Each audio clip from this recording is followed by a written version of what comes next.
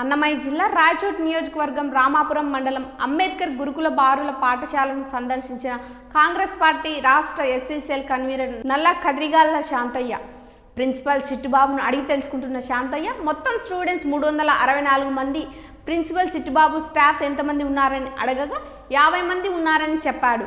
ఈ సందర్భంగా శాంతయ్య మాట్లాడుతూ కనీసం పిల్లలకు త్రాగడానికి మంచినీళ్లు కూడా లేవని, పిల్లల్ని అడిగి తెలుసుకుంటే ట్యాంక్ నిల్వ ఉంచి ఉన్న 10 రోజులు వాటర్ తాగాలని పిల్లలు సమాధానం చెప్పారు. మినరల్ వాటర్ ప్లాంట్లు రిపేర్ చేయకుండా ప్రిన్సిపల్ చిట్టుబాబు డబ్బులు కూడా పెట్టుకొని పిల్లలకు మురికి వాటర్ సప్లై చేస్తూ ఉన్నారు. రాష్ట్ర ముఖ్యమంత్రి వైఎస్ జగన్మోహన్ రెడ్డి జగనన్న గోరుముద్ద అని పేరు పెట్టారు. కానీ అక్కడికి వెళ్ళి చూస్తే జగనన్న సంగటి ముద్ద పప్పులో కనీసం కందిబేడ లేకుండా ఆకేస్తున్నారు.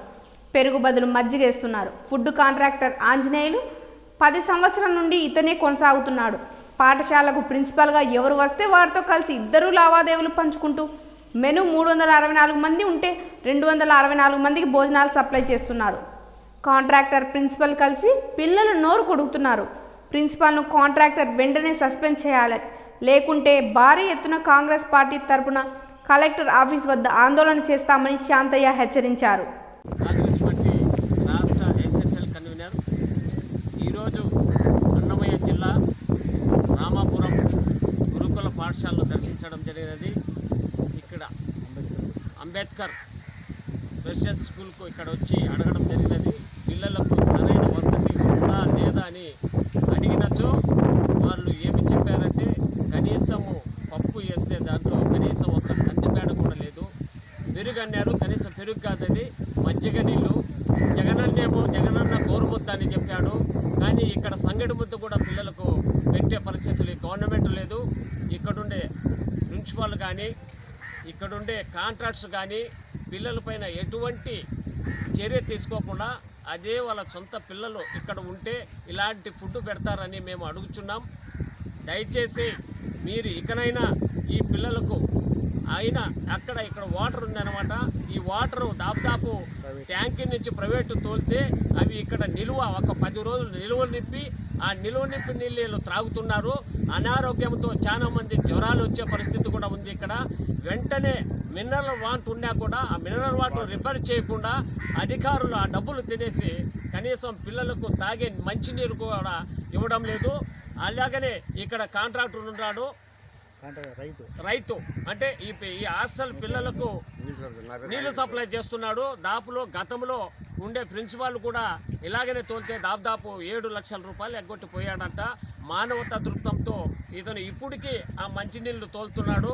ఆ నీళ్లు లేకుంటే ఇక్కడ దాదాపు స్టాఫ్ పిల్లలు 364 మంది పిల్లలు ఉంటే కనీసం సరైన వసతి లేదు, సరైన ఫుడ్ లేదు. దయవంచి అధికారుల దృష్టికి తీసుకుపోయి ఇది ఇట్లే కన్నా జరిగితే ఈ హాస్టల్ పైన మేము ఆందోళన చేపట్టి ఈ పిల్లలకు న్యాయం జరిగేంత వరకు మేము పోరాడతామని మేము కాంగ్రెస్ పార్టీ తరఫున కోరుచున్నాం. రైతు నాగిరెడ్డి గారితో ఒకసారి నా పేరు నాగిరెడ్డి. 30 నెలల నుంచి లెక్క రాలేదు నాకు. నెలకు 20,000 రూపాయలు బిల్లులు అడిగితే పెట్టినా అని చెప్పి మళ్ళీ లాస్ట్లో అడిగితే కరోనా వచ్చింది. కరోనాలో మేము ఏం చేయాలి బిల్లు అంటే మీరు జీతాలు తీసుకుంటారు మీరు నెలకు ఊరికి పోయినారు. నేను వచ్చి ఆయన సర్లే వస్తాను చెప్పి ట్రాన్స్ఫర్ వెళ్ళిపోయినారు. వాళ్ళు ట్రాన్స్ఫర్ వెళ్ళిపోయినాక మళ్ళీ అడిగితే ఇప్పుడు అది వస్తుంది ఇది వస్తుంది అది అన్నారు. మళ్ళీ కలెక్టర్ ఆఫీస్ కూడా పోయినాను. కలెక్టర్ వాళ్ళు ఏంటి నోటీస్ పంపించారు. అట్టే ఉన్నాయి సార్, ఇంకా రాలేదు. అమౌంట్ ఎంత ఇవ్వాలి? నాకు 6 లక్షలు రావాలి సార్. అది 6 లక్షల రూపాయలు ఇవ్వాలి. 6 లక్షలు నెలకు 20,000 సార్. 30 నెలలు. ఇప్పుడు నీళ్ళు ఇస్తారా మీరు ఆపేస్తారా? అది ఈ నెల దాకా ఇచ్చి మళ్ళీ ఆఫీస్ చేస్తారు సార్. నీళ్ళు ఆపేస్తారు. నీళ్ళు ఆపేస్తే అంత మొత్తం అందరూ పోతుంది. పిల్లల పరిస్థితి ఆందోళనగా ఉంటుంది. మా పని సార్ మా